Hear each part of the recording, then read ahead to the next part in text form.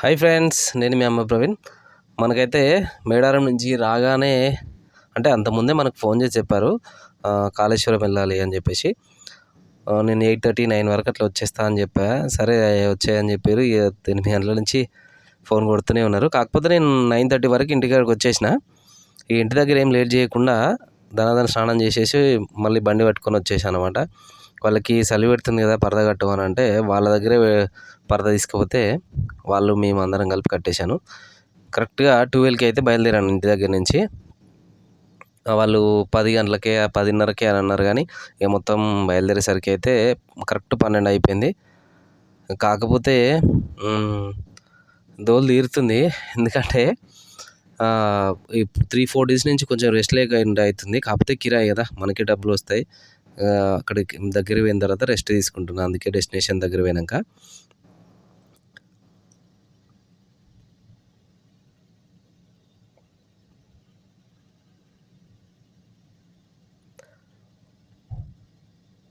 ఈ కిరాయి వచ్చేసి మన అస్థికలు కలిపేది అనమాట. వాళ్ళ నాన్న చనిపోయి ఉండే బొక్కలు కలపడానికి కాళేశ్వరం తీసుకెళ్తున్నాను అనమాట. కాళేశ్వరం గోదావరిలో కలపడానికి. కరెక్ట్ 12 గంటలకి బయలుదేరితే కరెక్ట్ 2.5 జర్నీ అనమాట, 2.5 గంటలు.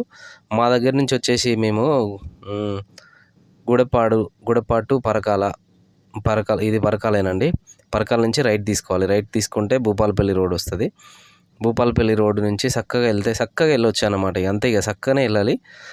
కాటారం దాటిన తర్వాత మహాదేవ్పూర్ వస్తుంది. మహాదేవ్పూర్ నుంచి లెఫ్ట్ తీసుకుంటే కాళేశ్వరం అనమాట. మాకు ఎగ్జాక్ట్లీ 130 కిలోమీటర్స్ అట్లా వస్తుంది.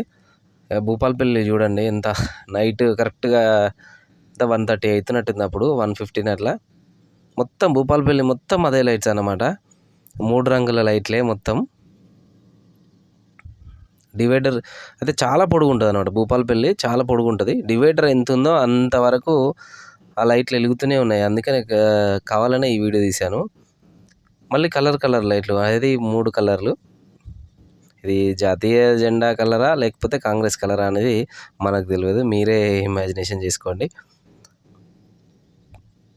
లారీలు అయితే అంతగానమేం వచ్చినట్టు ఏం అనిపిస్తలేదు. ఈ ఇసుకకు చాలా లారీలు రావాలన్నమాట. కాకపోతే ఏంటంటే ఇప్పుడు మేడారం సీజన్ కదా, మేడారం చేయబట్టి కొంచెం ఇసుక లారీలు ఆఫ్ చేశారని నేను అనుకుంటున్నాను. నా వరకైతే కొంచెం అసలు ఏ ఇసుక లారీలు అలాంటివి ఏమి కనబడలేదు.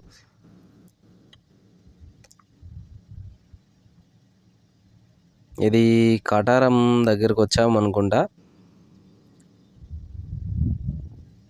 ఏరియా పేరు కరెక్ట్గా ఐడియా ఉండదు కదా మనకు, ఎందుకంటే ఎప్పుడో ఒకసారి వెళ్తాం కదా. సారీ మహాదేవ్పూర్కి వచ్చామండి. ఇది మహాదేవ్పూర్. ఇక్కడ నుంచి లెఫ్ట్ తీసుకుంటే కరెక్ట్గా 18 కిలోమీటర్స్ 20 కిలోమీటర్స్ వస్తుంది అంతే. కాకపోతే ప్యూర్ జంగల్ ఉంటుంది అనమాట, ప్యూర్ ఫారెస్ట్ ఇక్కడ ఉంది. అది చూడండి కరెక్ట్ 2:15 అట్లా అవుతున్నట్టుంది. 2:15, 2:30. ఎంత ప్రశాంతంగా ఉంది చూడండి. ఒక్క వెహికల్ లేదు, ఒక్క అది లేదు. మేమే ఒక 2 వీలర్లో వెళ్తే మాత్రం చాలా చాలా భయం అవుతుంది అనుకుంటా. కొంచెం రిస్కే.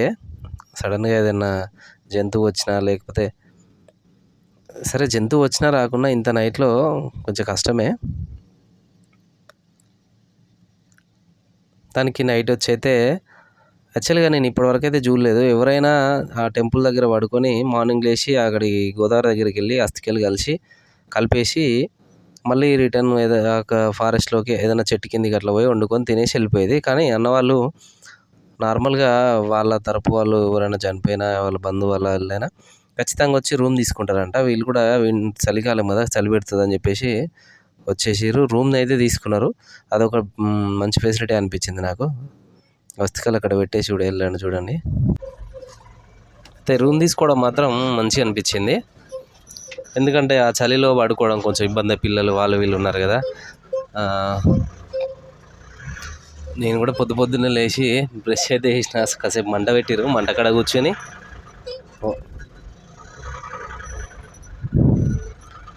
గోదావరి దగ్గరికి అయితే పోతున్నాం. ఇక వాళ్ళు పోయేసిరు ఆల్రెడీ. నేను బండి పార్క్ చేసి ఒకసారి చూద్దాం మరి గోదావరిలో ఎన్ని నీళ్ళు ఉన్నాయి ఏంటి అని చెప్పేసి చూద్దామని చెప్పేసి చిన్నగా నడుచుకుంటూ అయితే పోయినా.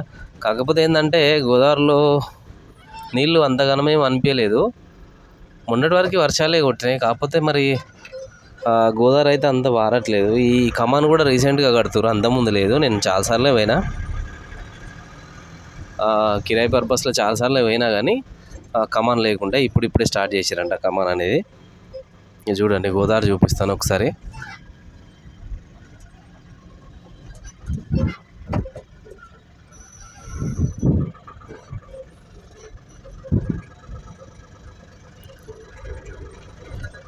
ఇక్కడ వరకు వస్తే అంట నీళ్ళు గట్టిగానే వర్షం వచ్చినప్పుడు. ఇదంతా ఈ దుకాణాలు ఇవి అన్నీ మునిగిపోతాయట. నేను ఆ దుకాణం మన అడిగిన నార్మల్గా, ఇక్కడ వరకు వస్తాయి, మా షాపులన్నీ క్లోజ్ అయితే మేమే బయటికి వెళ్ళిపోతాం, సిటీలోకి వెళ్ళిపోతాం అని.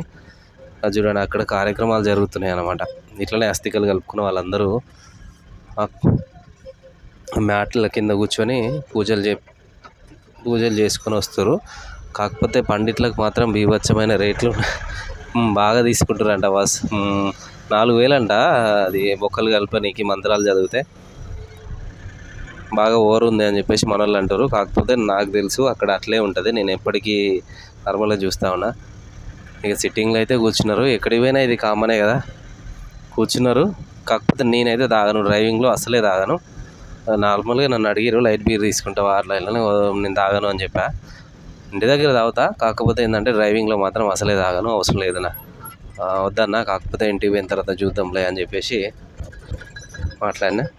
2 తక్కువ పడితే తీసుకురావడానికి పోయినా అన్నమాట. తమ్ముడు ఏమనుకోకుండా ఒక 2 బీర్లు తీసుకురావా అంటే, అక్కడ మనకు వెహికల్ ఇచ్చేవారు ఎవరు ఉంటారు కదా, 2 వీలర్ ఇట్లా, అందుకే పోయినా.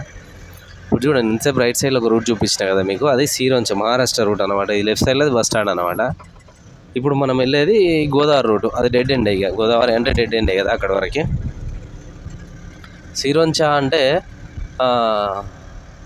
జస్ట్ మహారాష్ట్ర అన్నమాట. అది ఇక మహారాష్ట్ర బార్డరే. ఇక తిని అయితే బయలుదేరినాం. మళ్ళీ ఇక ఇంటికైతే బయలుదేరినాం.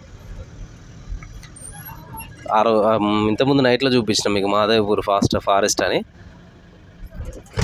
ఇప్పుడు డేలా అన్నమాట ఇది.